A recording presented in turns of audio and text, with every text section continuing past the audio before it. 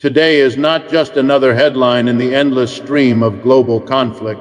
No, this is something far more dangerous, far more revealing. The situation has escalated dramatically. The Israel-Yemen war is heating up. The Houthis, no longer confined to regional skirmishes, have struck Tel Aviv in response to Israel's attack on Yemen's presidential palace. Now ask yourself, how did we get here? And more importantly, what does this mean not only for the Middle East, but for the global economy, for the balance of power, and for the very future of international politics? The recent strike on Tel Aviv by the Houthis is not just another entry in the long list of Middle Eastern conflicts. It is a development that demands close attention because it signals a dramatic shift in the balance of security, perception, and strategy across the region. For decades, Tel Aviv has been projected as a fortress city, protected, secure, and symbolic of Israel's resilience in the face of regional hostility. The Houthis piercing that shield is far more than a tactical maneuver. It is a psychological earthquake, one that reverberates through Israel's political establishment, its military command, and its allies abroad. The key question everyone is asking is, how could a militia, long dismissed as underdeveloped and isolated in war-torn Yemen, project its power into the very core of Israel? That is the hook that forces us to rethink not only the military realities, but the political illusions that have dominated narratives for too long. Tel Aviv is not just another target, it is the beating heart of Israel's political and economic life. When a missile lands there, it disrupts not only the physical landscape, but the carefully crafted image of invulnerability that Israel has relied upon. For decades, Israeli officials have assured their citizens and the world that their advanced defense systems, most notably the Iron Dome, would shield them from external threats. Yet here we are, watching as missiles evade or overwhelm those defenses, sending shockwaves through a population that has been promised security as a national guarantee. This strike undermines the confidence of the Israeli public, and in turn, it challenges the very legitimacy of a government that built its authority on the foundation of safety and deterrence. That is why this event is not just about damage, it is about credibility.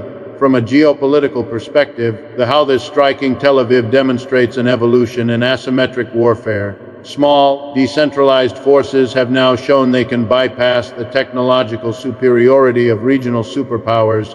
This is not the traditional David versus Goliath story, because David in this case does not merely resist, he reaches into Goliath's own home. That ability transforms the Houthis from a localized rebel group into a regional force with influence far beyond Yemen's borders. The implications are clear. Every actor in the region, from Iran to Saudi Arabia, from the United States to Russia, now has to recalculate their strategies, knowing that the Houthis have broken through a symbolic red line. The world must pay attention when non-state actors gain the capacity to alter global geopolitics in ways that once only powerful nations could. The economic dimension cannot be overlooked either.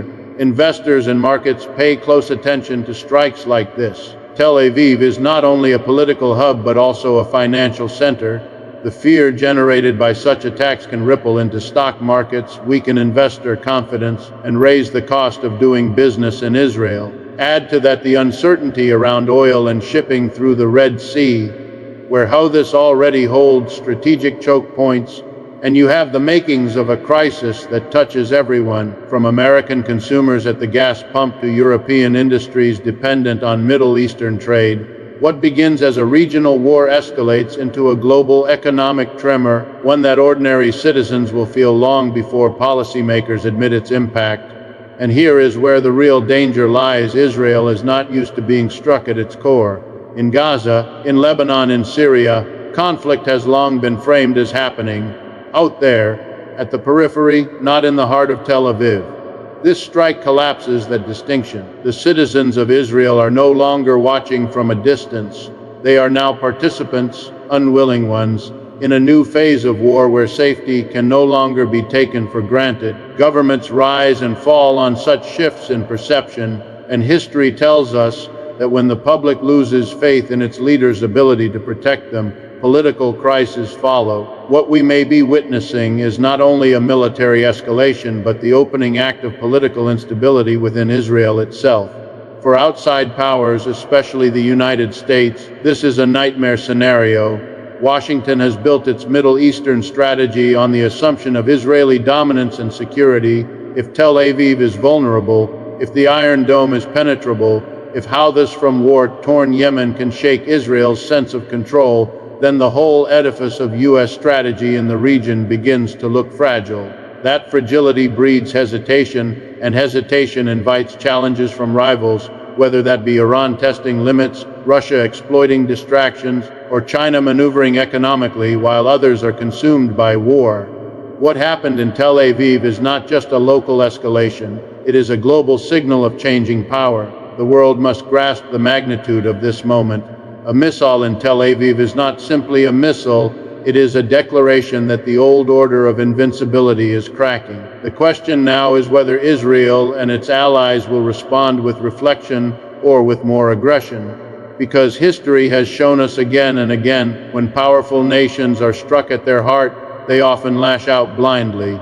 And when they do, the cycle of war deepens, economies suffer, and ordinary people, far from Tel Aviv and Sano alike, are left to pay the price. This is the hook, the reality that should capture everyone's attention. Tel Aviv under fire is not the end of a story, it is the opening chapter of a crisis whose consequences will spread far beyond the Middle East. The strike on Yemen's presidential palace by Israel was not a random event, nor was it a simple military maneuver. It was a calculated political act, one designed to humiliate and destabilize.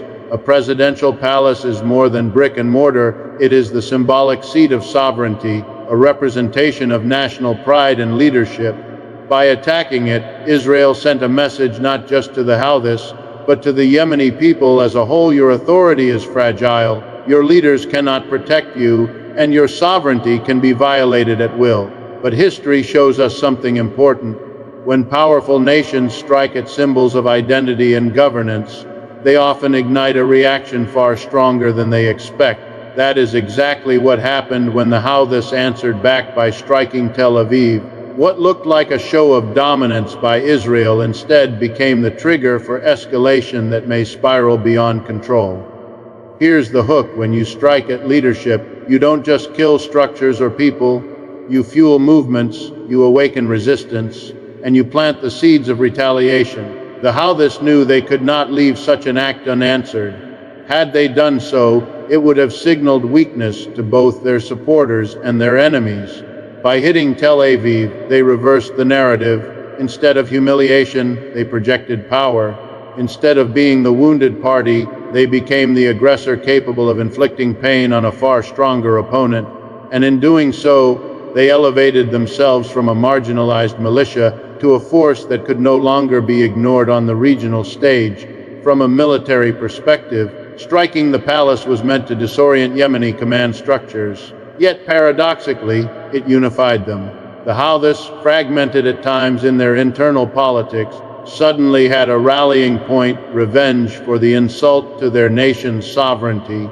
This is a pattern that empires throughout history have failed to understand. When you attack symbols of governance, you harden the resolve of those you hope to demoralize. The palace strike was not the end of the story, it was the beginning of a larger cycle of retaliation that Israel now finds itself confronting. There is also a psychological layer here. Leaders are not just political figures in the Middle East, they are deeply entwined with identity, culture, and survival. To strike at the palace was to declare that no one is safe, not even the top tiers of Yemeni leadership. But psychology works both ways. For Yemenis who have endured years of famine, bombardment, and poverty, this strike deepened resentment not only toward Israel, but toward the global system that allows such interventions to continue. That resentment becomes fertile ground for recruitment, for resistance, and for the kind of daring retaliation that culminated in Tel Aviv's missile strike. The palace attack, therefore, didn't intimidate, it radicalized. We must also examine the diplomatic fallout. In striking such a symbolic target, Israel didn't just escalate militarily, it cornered itself diplomatically. Regional actors, even those not aligned with the Houthis, now see Israel as willing to cross red lines that traditionally were avoided. Attacking military bases is one thing, striking a presidential palace is another.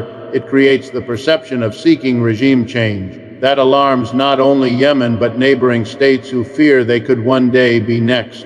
It also complicates Israel's relationships with partners like Saudi Arabia, who have their own delicate balance with Yemen and cannot afford to be dragged into a conflict where legitimacy and sovereignty are under such visible assault. Economically, the palace strike had another effect. It expanded the battlefield. Before this, the Houthis' reach into global shipping lanes already posed a challenge to the world's supply chains. But after the palace was hit, their motivation to intensify such disruptions increased dramatically. Insurance premiums for shipping in the Red Sea climbed. Global markets responded nervously. What was framed as a tactical move by Israel suddenly became an economic trigger for instability felt far beyond the borders of Yemen or Israel. This is the hidden cost of symbolic attacks. They reverberate in unpredictable ways. For Israel, the strike seemed like a demonstration of strength, but the reality is far more complex. By targeting Yemen's political heart, they opened themselves to a counterstrike at their own political and economic heart. Tel Aviv is not merely a city, it is Israel's face to the world, and now that face has been scarred. This is the irony of escalation. In seeking to remind an adversary of their weakness, you reveal your own vulnerabilities. The Houthis seized that opportunity, and in doing so, they reshaped the narrative of the conflict. What emerges from this is a sobering lesson. Striking a presidential palace may appear decisive in the short term, but in the long term it often guarantees the opposite. It sets in motion cycles of retaliation that cannot be contained by military superiority alone. It exposes the fragility of power structures built on fear rather than legitimacy, and most of all, it forces the global community to reconsider who holds real influence in the region. The Houthis, through retaliation, proved they were not merely recipients of violence but producers of it, capable of projecting it across borders and into the very core of a nation that once thought itself untouchable. The economic fallout of the Israel-Yemen conflict is perhaps the most underreported yet most consequential dimension of this war. When we hear of missile strikes, palace bombings, and counterattacks on Tel Aviv, our instinct is to view the crisis strictly through the lens of military strategy and political retaliation, but the real battlefield stretches far beyond Yemen's mountains or Israel's cities. It runs through global markets, oil fields, shipping lanes, and the pockets of ordinary citizens around the world. What happened in Tel Aviv and in Sana'a doesn't just stay in the Middle East. It ripples outward, reshaping the cost of fuel, the security of supply chains, and the stability of economies from Washington to Beijing. The hook here is simple. Wars fought with rockets and bombs are ultimately paid for at the gas pump, the grocery store, and in the rising inflation rates that millions of working families face every single day. The Red Sea, one of the most vital maritime arteries in the world, is at the center of this economic storm. Nearly 12% of global trade passes through the Bab el-Mandeb Strait, the choke point where the Houthis have repeatedly demonstrated their ability to disrupt shipping. Now, with the added fuel of Israel's palace strike and the Houthis' retaliatory attack on Tel Aviv, the strategic calculus changes. Shipping companies do not need to be directly attacked to alter course. The mere threat of instability drives up insurance premiums, reroutes vessels around Africa, and adds days or even weeks to delivery times. That translates directly into higher costs for businesses and consumers. The missiles may be falling thousands of miles away, but their economic shockwaves are felt in every household that depends on imports or oil-based energy. Oil prices, already volatile, respond instantly to geopolitical tensions of this magnitude. Yemen sits on the periphery of major oil-producing states, but its strategic geography allows it to hold a knife to the throat of global energy markets. Every time a missile is launched, traders anticipate escalation, futures markets spike, and speculators capitalize on fear. The irony is that while ordinary people brace for higher fuel costs, energy corporations and defense contractors see profits soar. This is the cruel arithmetic of modern war. Destruction in one region translates into windfalls for elites and hardship for the masses. And as always, the narrative fed to the public is one of national security and defense, when in reality, war has become one of the most reliable mechanisms for transferring wealth upward. Israel's economy, too, faces mounting pressure. Tel Aviv is not only a political capital but a financial hub, home to critical tech industries, banks, and global investment. A successful strike there rattles investor confidence and threatens to undermine Israel's reputation as a secure, stable environment for international business. Every investor who hesitates, every company that considers relocation, chips away at the economic resilience Israel has built over decades. In this sense, the Houthis strike was not just a military response, it was economic warfare designed to expose vulnerabilities in Israel's financial backbone. Once again, this is proof that modern wars are not won on battlefields alone, but in boardrooms, trading floors, and energy markets. The global dimension cannot be ignored. Europe, heavily dependent on Middle Eastern energy, feels the shock almost immediately. Rising shipping costs through the Suez Canal, coupled with higher oil prices, push inflation upward, making recovery from past crises even harder. For the United States, where fuel costs remain a politically explosive issue, the fallout of this conflict will show up in consumer prices, voter discontent, and mounting pressure on policymakers. In Asia, where economies like China's and India's rely heavily on imports through the Red Sea, the stakes are equally high. The conflict between Israel and Yemen may seem local, but in economic terms it is globalized conflict, forcing every nation tied to trade networks to share in the consequences. What makes this even more dangerous is the unpredictability of escalation. A single strike that closes a shipping lane for a week could trigger cascading supply chain disruptions worldwide. We saw this during the temporary blockage of the Suez Canal by the Ever Given, which paralyzed trade flows for days and cost billions. Imagine that, but repeated by deliberate military action with no clear timeline for resolution. That is the threat that looms now, a war that weaponizes geography to hold the global economy hostage. Here is the paradox that must be acknowledged.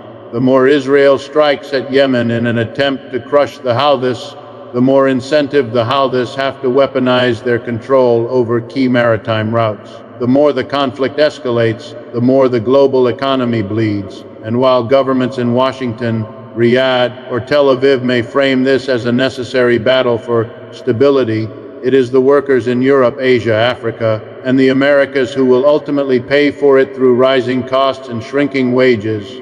That is the real human cost of this war, hidden, quiet, but devastating nonetheless. The palace may have been hit, Tel Aviv may have been shaken, but the far greater blow is being dealt to the arteries of global commerce and the fragile balance of the world economy. Wars today no longer stay confined to battlefields, they bleed into trade routes, they echo in the prices of everyday goods, and they dictate the fates of ordinary people who never voted for them. The Israel-Yemen war has proven that the front lines are as much economic as they are military, and it is in that battlefield that the consequences will be felt most widely. When a missile lands in Tel Aviv, it is not just a military event. It is a psychological rupture that shakes the very foundation of Israel's national identity. For decades, Israel's existence has been built on the promise of security, the idea that no matter how turbulent the Middle East may be, the state of Israel would remain an impenetrable fortress. The government's legitimacy, its credibility, and even its social fabric rest heavily on this unspoken contract that Israeli citizens will be kept safe from external threats. The Houthis strike pierced that promise, and in doing so, they delivered a wound deeper than any physical damage. The hook here is this: wars are not only fought with weapons, they are fought with perceptions, with narratives, with the human need to feel safe in one's own home. And once that sense of safety is broken, repairing it becomes infinitely harder than rebuilding shattered buildings. Tel Aviv is not just another city, it is the beating heart of Israel's cultural, economic, and political life. To see its skies lit with missile fire, or to hear alarms blaring across its neighborhoods, is to confront the unimaginable.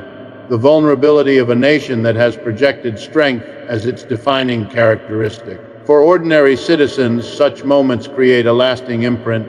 Children huddled in shelters, families rushing to safety, businesses disrupted by fear. These experiences do not fade quickly. They generate a lingering anxiety, a doubt that the government's promises of protection may not hold true after all. And that doubt is as dangerous as any missile, because it spreads quietly through the national psyche. For Israel's political leadership, this moment is especially perilous.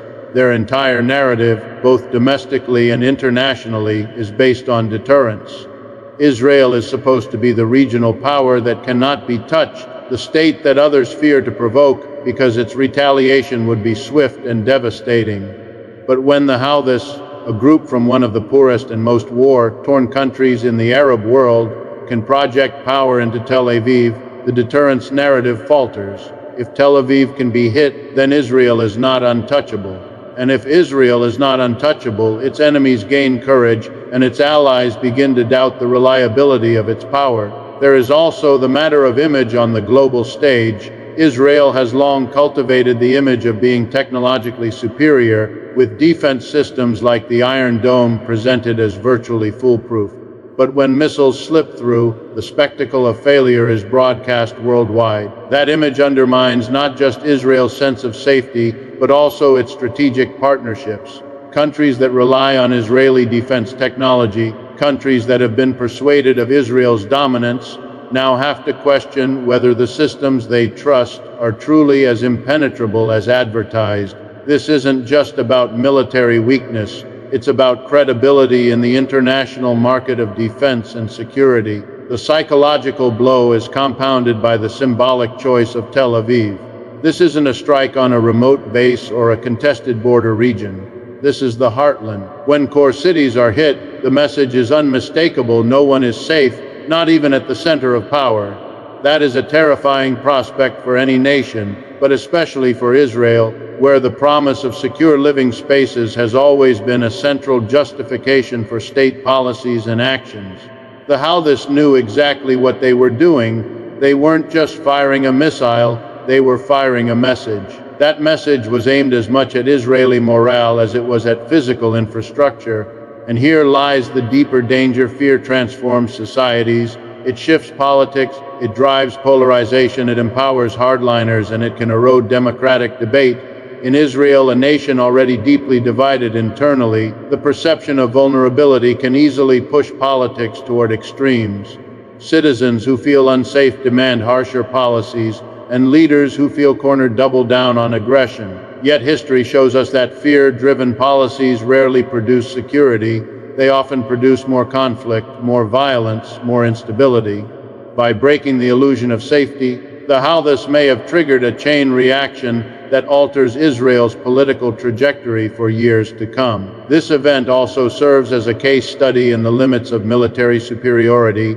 Israel has cutting-edge defense technology, a highly trained military, and the backing of the world's most powerful allies, and yet all of that could not prevent a strike on Tel Aviv. This paradox, powerful yet vulnerable, is what makes the psychological impact so devastating. It forces citizens and policymakers alike to confront a contradiction they would rather ignore, that absolute security is an illusion, no matter how much money is spent on weapons or how many alliances are formed.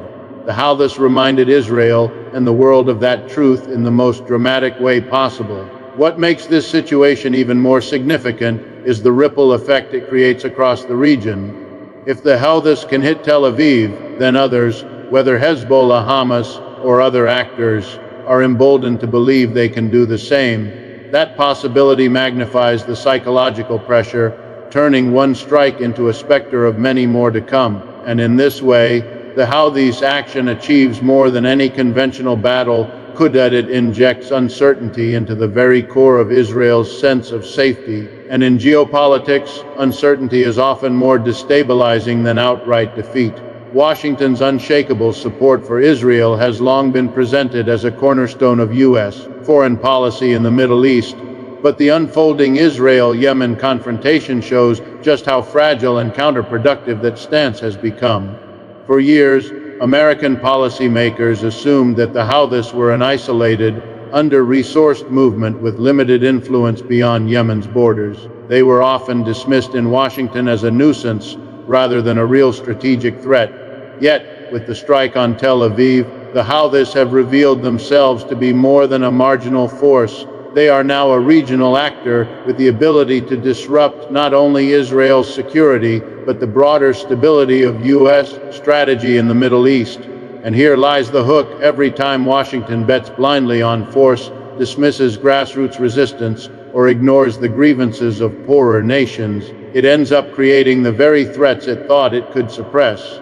The palace strike by Israel and the subsequent retaliation on Tel Aviv were not just military events. They were demonstrations of how flawed U.S. policy assumptions have become. By standing shoulder to shoulder with Israel while refusing to address the humanitarian catastrophe in Yemen, the U.S. effectively helped to radicalize and empower the Houthis. A population battered by years of famine, blockades, and airstrikes has nothing left to lose, and groups like the Houthis channel that desperation into resistance. Instead of containing the problem, U.S. policy inflamed it.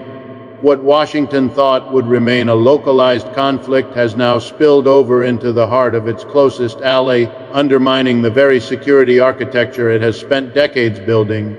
This is not the first time such miscalculations have occurred. In Vietnam, U.S. leaders underestimated the Viet Cong until it was too late. In Afghanistan, Washington assumed the Taliban could be crushed by sheer firepower, only to watch them return stronger 2 decades later. In Iraq, U.S. policymakers believed toppling Saddam Hussein would stabilize the region, but instead, it unleashed waves of chaos that continue to destabilize the Middle East today. Now, Yemen follows the same patterns. A so-called weak adversary grows into a formidable force precisely because of foreign intervention and neglect. The Houthis hitting Tel Aviv is not just a tactical success. It is a symbolic reminder of America's repeated failure to learn from history. What makes this even more consequential is how it reshapes the perception of U.S. power in the region. Allies that have relied on Washington's guarantees are now watching closely. If America's strategy leads to Tel Aviv being struck, what does that say about its ability to defend others? If Washington's blanket support for Israel cannot prevent escalation, but instead accelerates it, then confidence in U.S. leadership weakens. Rivals like Iran, Russia, and China are quick to exploit these cracks, presenting themselves as alternative partners for nations frustrated with Washington's heavy-handed policies. In this sense, every missile fired by the Houthis into Israel chips away not just at Israeli security but at American credibility. There is also the economic angle to consider. U.S. defense contractors benefit enormously from crises like these, supplying weapons, technology, and logistical support to Israel. In the short term, war is profitable for the American military-industrial complex, but in the long term, these very conflicts destabilize the global economy in ways that rebound negatively on the United States itself. Higher oil prices, disrupted trade routes, and rising inflation at home all become political liabilities. The American worker ends up paying for the very foreign policy that enriches defense corporations. The hook is sharp here. While elites profit from endless wars, ordinary citizens bear the cost in their daily lives, both abroad and at home. Domestically, this backfiring policy poses risks as well. American voters are increasingly skeptical of unending foreign entanglements. When they see billions of dollars flowing to Israel, even as their own infrastructure decays and healthcare costs skyrocket, the contradiction becomes harder to justify. A strike on Tel Aviv by the Houthis may seem distant, but when it raises oil prices in Los Angeles or New York, the conflict suddenly feels much closer to home. Washington's insistence on blindly backing Israel risks creating political backlash within its own borders, as citizens grow wary of footing the bill for wars that generate instability instead of security. At its core, the Houthis' ability to strike Tel Aviv is a direct indictment of U.S. foreign policy arrogance. For too long, Washington has believed that military superiority and financial leverage were enough to shape outcomes in the Middle East. But power without understanding, weapons without diplomacy, and alliances without accountability do not produce stability, they produce resistance. The Houthis, once viewed as little more than a militia clinging to survival, have become proof that marginalized groups can rewrite geopolitical narratives when pushed far enough. The uncomfortable truth for Washington is that this strike is not just Israel's problem, it is America's failure. It exposes the hollowness of a policy that prioritizes short-term military support over long-term political solutions. It reminds the world that U.S. power, no matter how vast, cannot indefinitely suppress the aspirations of people fighting for recognition and survival.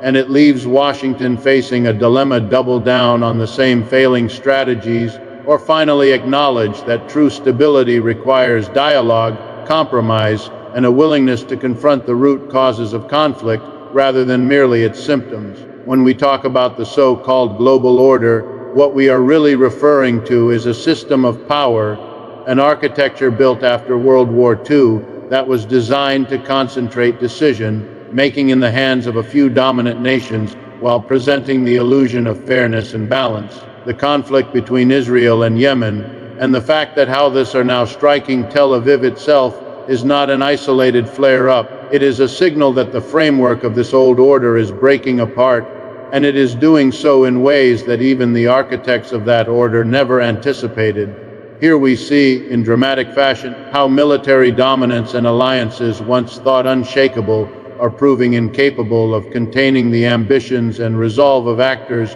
who were once dismissed as peripheral. The Houthis were never supposed to be in this position, yet here they are, forcing Israel, Washington, and the wider West to confront the limits of their power. That is not just a military reality, it is a political earthquake. What makes this even more profound is that it is not happening in isolation. All across the globe, we see fractures emerging in the once dominant structures of authority.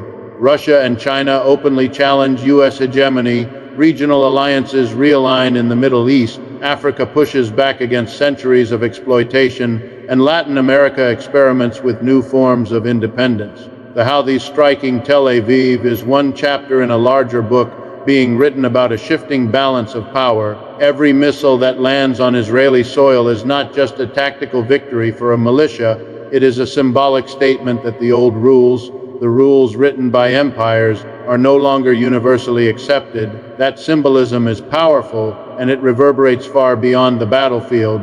It invites other marginalized actors to test boundaries, to push back, to demand recognition. The global order is crumbling not just because it cannot suppress resistance, but because it has lost legitimacy in the eyes of so many. Think about the irony here. For decades, the United States and its allies believed that overwhelming military superiority guaranteed stability.